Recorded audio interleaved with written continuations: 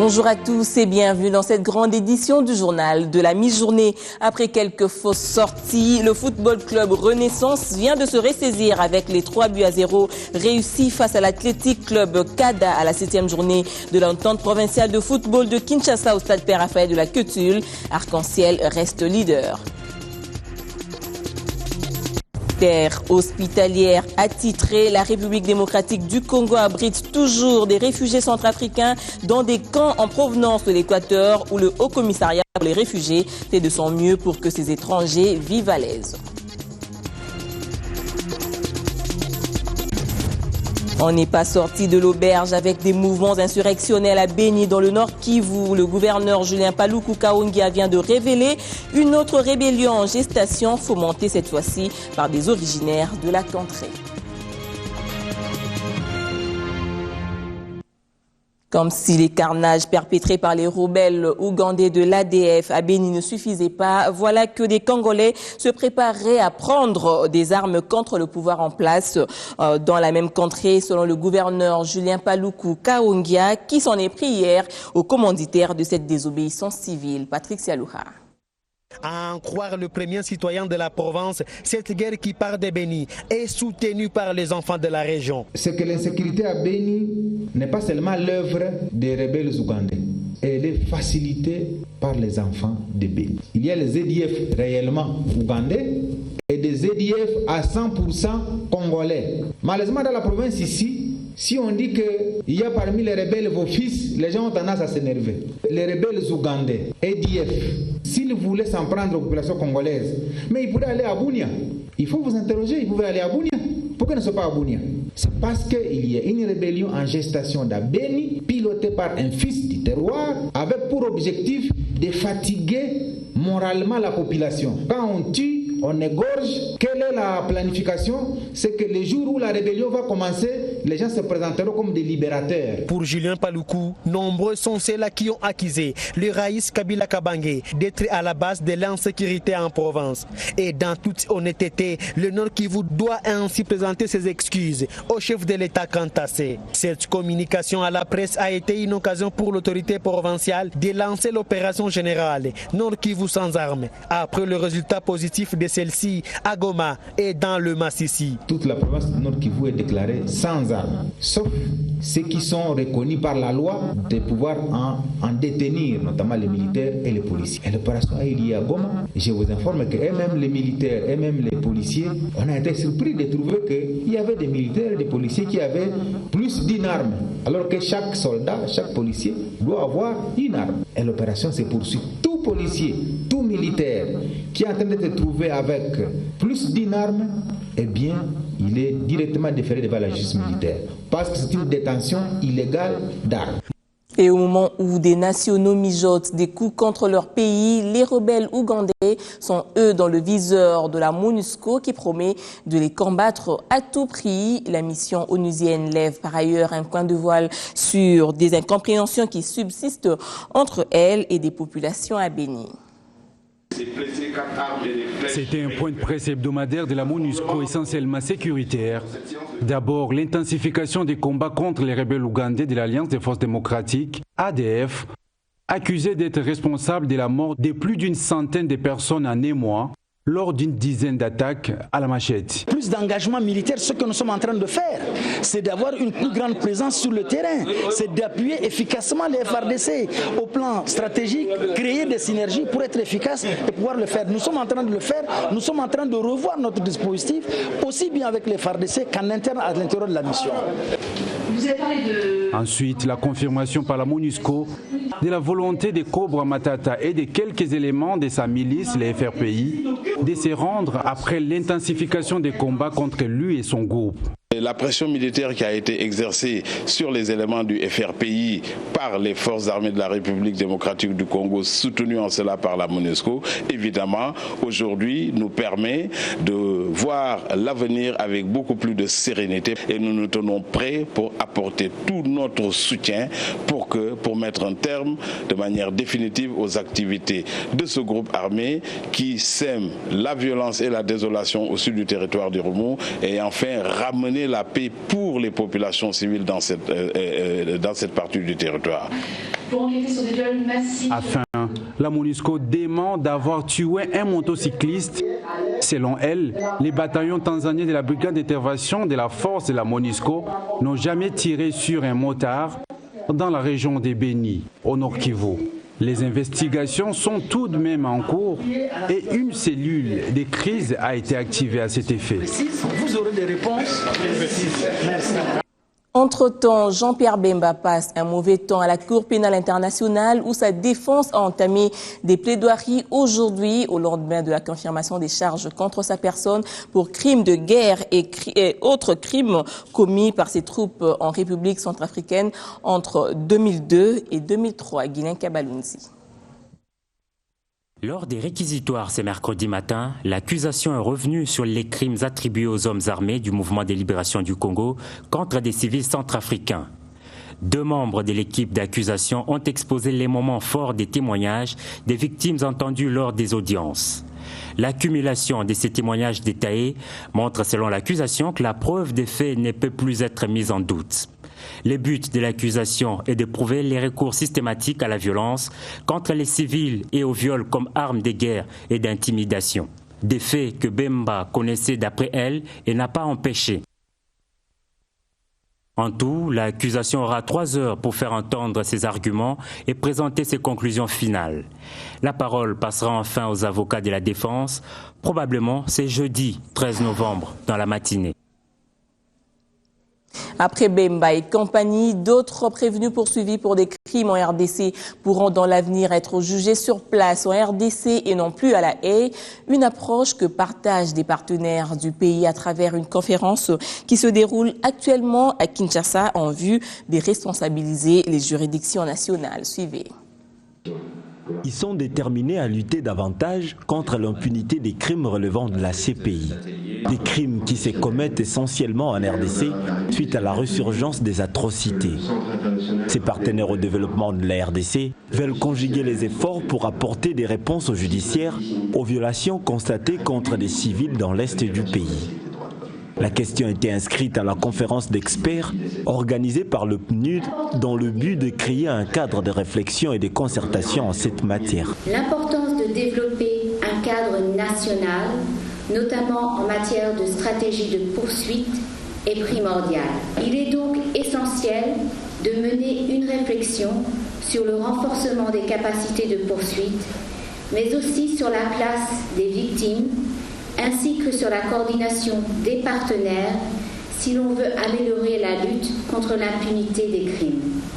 Janine Mabunda, quant à elle, salue l'initiative et souhaite que l'image de la RDC soit améliorée en dépit de quelques progrès réalisés jusque-là. Toute initiative qui permet en tout cas d'améliorer l'ambition nationale que nous avons en tant qu'État, de lutter contre l'impunité pour des crimes contre l'humanité ou des crimes de violence. Cela, dans ce sens, nous devons la soutenir, puisque c'est la volonté de la nation congolaise aujourd'hui de ne plus laisser les crimes atroces impunis. Et donc c'est le sens de ma présence ici, particulièrement en matière de lutte contre l'impunité au travers de la répression des crimes pour faits de viol. Le chemin pour mettre un terme à la culture de l'impunité en RDC reste encore loin, mais seule la détermination de tous pourra atteindre cet objectif escompté. Poursuite du processus électoral, une délégation mixte ministère de l'Intérieur, Sécurité, Décentralisation et Affaires coutumières, Commission électorale nationale indépendante séjourne au Kasaï oriental pour établir une cartographie électorale en prévision des municipales, urbaines et locales en préparation. Il est question pour les 3 partis, le ministère de l'Intérieur, la Commission électorale nationale indépendante, CENI, ainsi que la province du Kasaï oriental, représentée ici par le gouverneur Alphonse Ngoï Kassange et les députés provinciaux membres de la Commission PAJ, de corriger les imperfections dans l'octroi des statuts aux différents groupements qui composent cette province. Une pléthore qui scinde aujourd'hui ces groupements en deux catégories, des groupements de fait et des groupements de droit. L'identification et la certification de ces différents groupements vont à coup sûr aider la CENI à établir la cartographie électorale, puisque les groupements en lui-même constituent une circonscription électorale. En tout cas, il faut remettre de l'ordre dans ce secteur. Les travaux se sont poursuivis sur Caritas, travaux auxquels s'adonnent les experts de la CENI, du gouvernement et de la province. Pour qu'un groupement existe, il faut qu'il ait été d'abord créé. Et quand un groupement existe, il doit être dirigé par un chef désigné selon la coutume.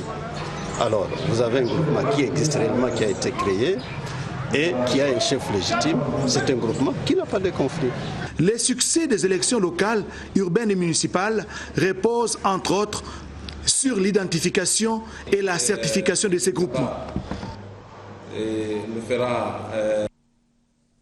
Qu'ils soient du Kasaï oriental ou d'une autre province, des autorités traditionnelles de passage à Kinshasa sauront où se retrouver. Leur association est dotée depuis hier d'un nouveau siège situé au complexe Chabani sur l'avenue des Huileries, non loin du camp de la police Lufungula. Elle a maintenant une adresse fixe. L'Association nationale des autorités traditionnelles du Congo est désormais joignable. C'est depuis ce mercredi qu'elle a inauguré les locaux de son bureau 6 avenue des Huileries au complexe Chabani dans la commune de La Gombe.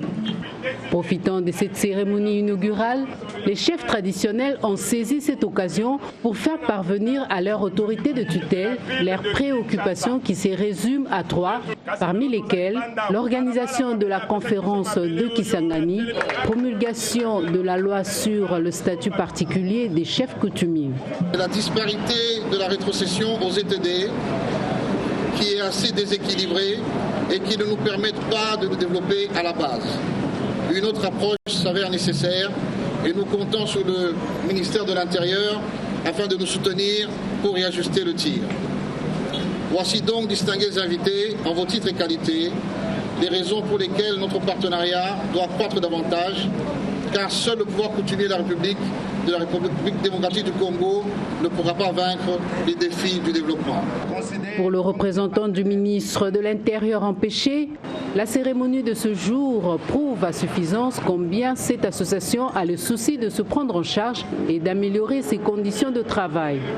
Mon propos de ce jour devra être compris, d'une part, comme une invitation aux autorités coutumières à être des modèles en vivant et prêchant la justice, la légalité, la vérité, etc. Et d'autre part, comme un appel pour la sensibilisation et l'encadrement responsable de la population. Rappelons que la loi sur le statut particulier des chefs coutumiers est en examen à l'Assemblée nationale.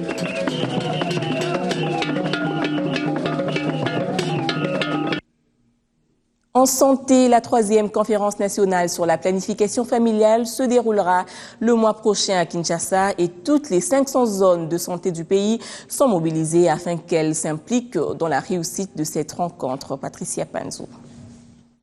La planification familiale, pilier de développement socio-économique de la RDC. C'est autour de ce thème que le pays organisera du 2 au 5 décembre prochain la 3e conférence nationale sur les repositionnements de la planification familiale.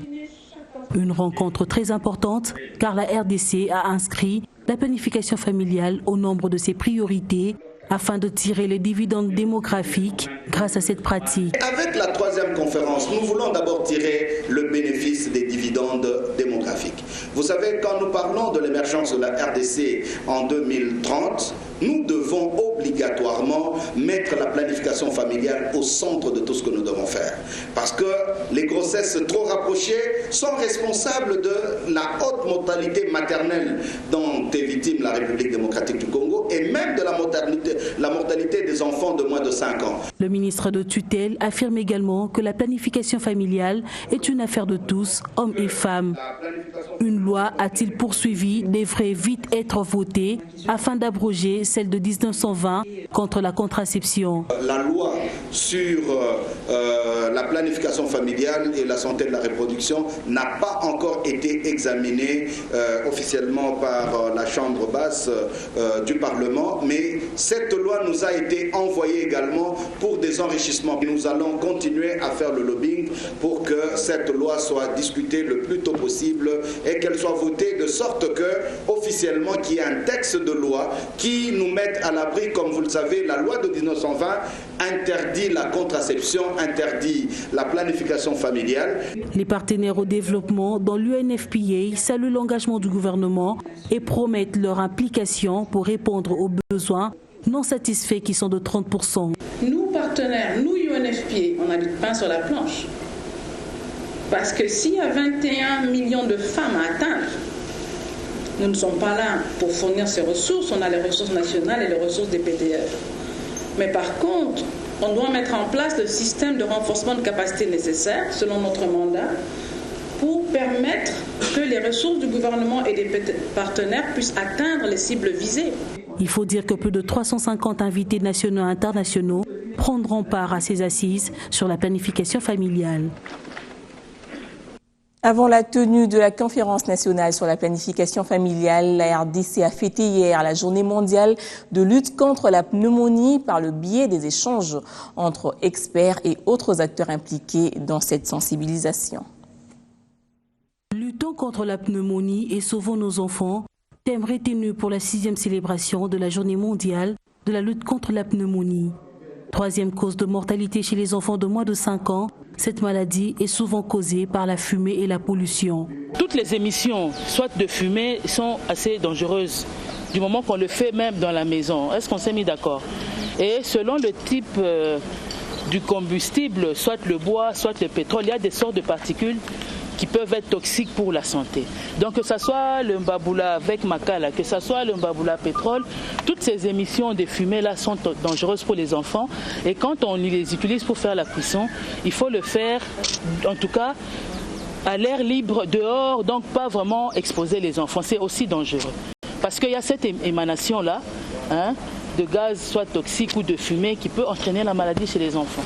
Le ministère de la Santé publique, à travers le programme national de lutte contre les infections respiratoires aiguës, sont efficacement engagés dans la lutte contre cette maladie. À travers le ministère de la Santé, a mis en place des interventions essentielles qui luttent contre la pneumonie.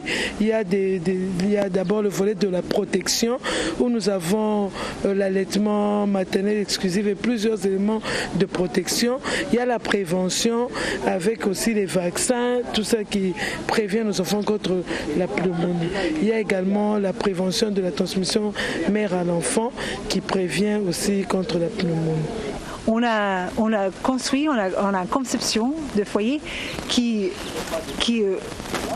consomme complètement de bois, ce qui fait qu'il n'y a presque pas de fumée et qu'on a besoin de beaucoup moins de bois qu'avec par exemple un feu ouvert où on consomme que peut-être 20 ou 30% du bois.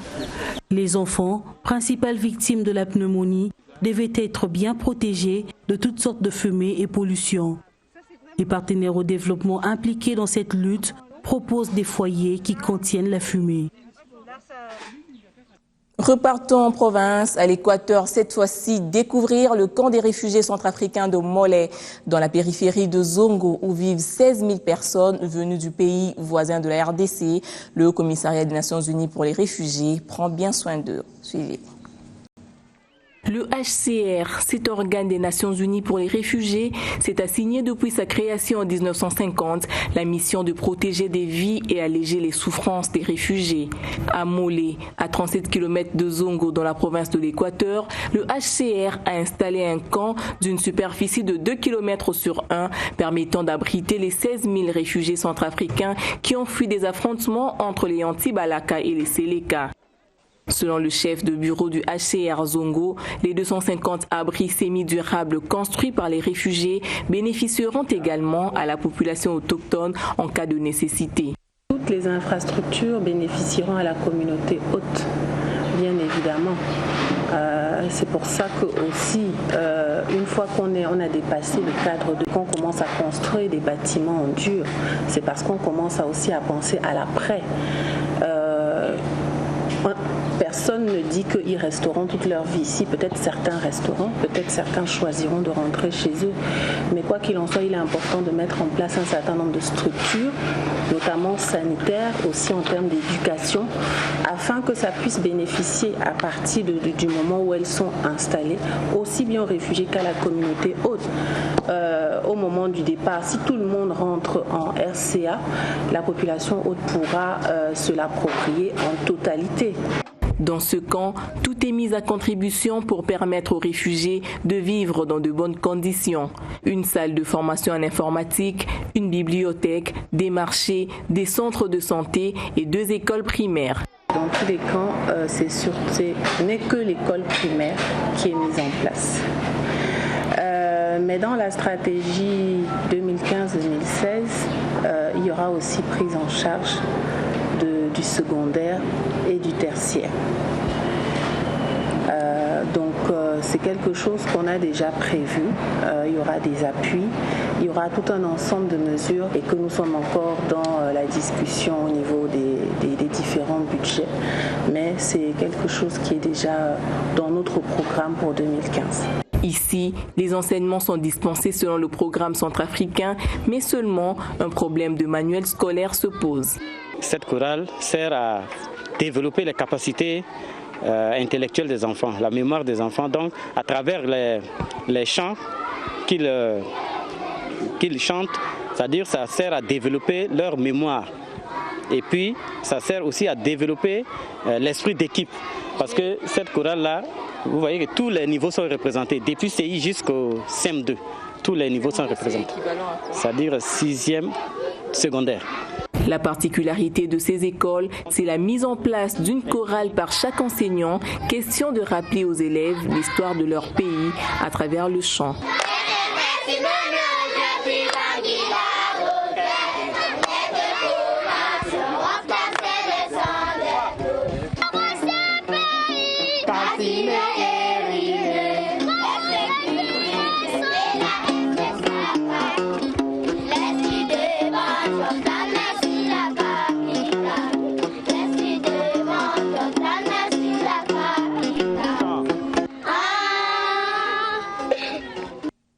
Accordons-nous le temps de parcourir la presse parue ce matin à travers les lignes Nord Kivu.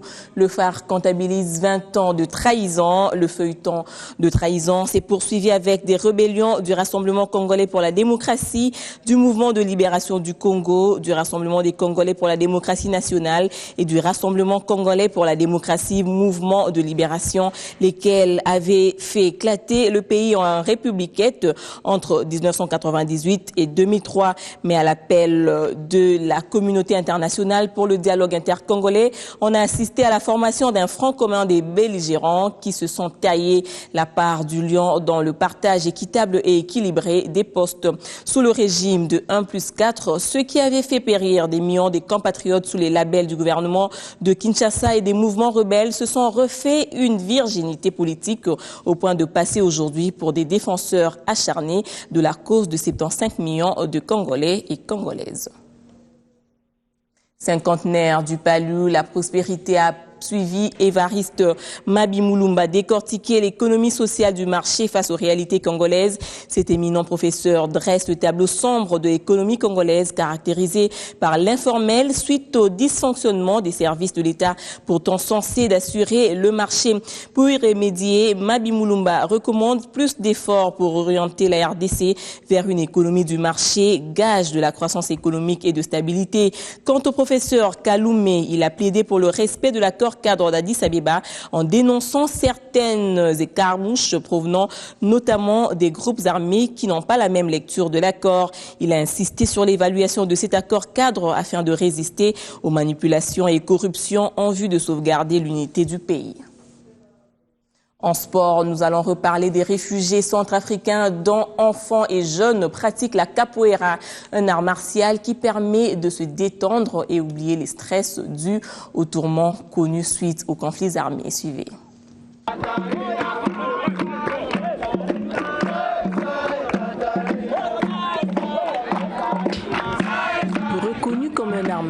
à part entière, la capoeira s'apparente au jiu-jitsu. Elle tire son origine du Brésil et sa pratique allie souplesse et dextérité dans les gestes.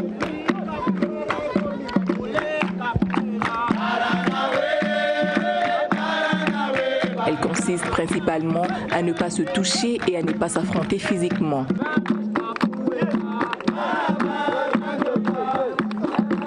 Elle vise à déstresser les pratiquants avec de la musique. Le principe du jeu, c'est juste qu'on est là pour survenir aux besoins des enfants réfugiés avec notre partenariat qui est là, l'ADS sauvegarde de l'environnement. La capoeira les aide à survivre entre eux, à rester entre eux, d'exploiter quelque chose, de faire sortir quelque chose qui est en eux, les aider à survivre ensemble. Vu qu'il y a eu beaucoup de choses qui se sont passées dans leur pays et jusqu'à présent, ils ne se sont pas quittés encore dans leur tête. Et on a essayé de mettre la capoeira en leur disponibilité pour essayer de leur accueillir quelque chose de nouveau et quelque chose de meilleur en eux.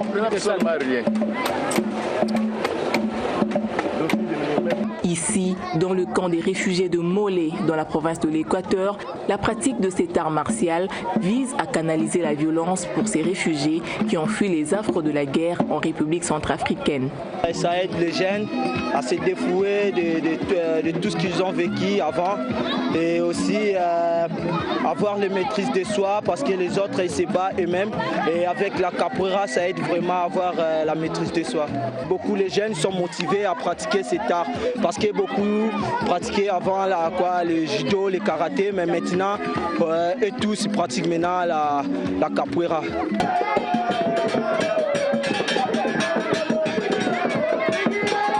La capoeira est pratiquée par les enfants, les jeunes et même les femmes et joue un rôle dans l'éducation et la réinsertion sociale.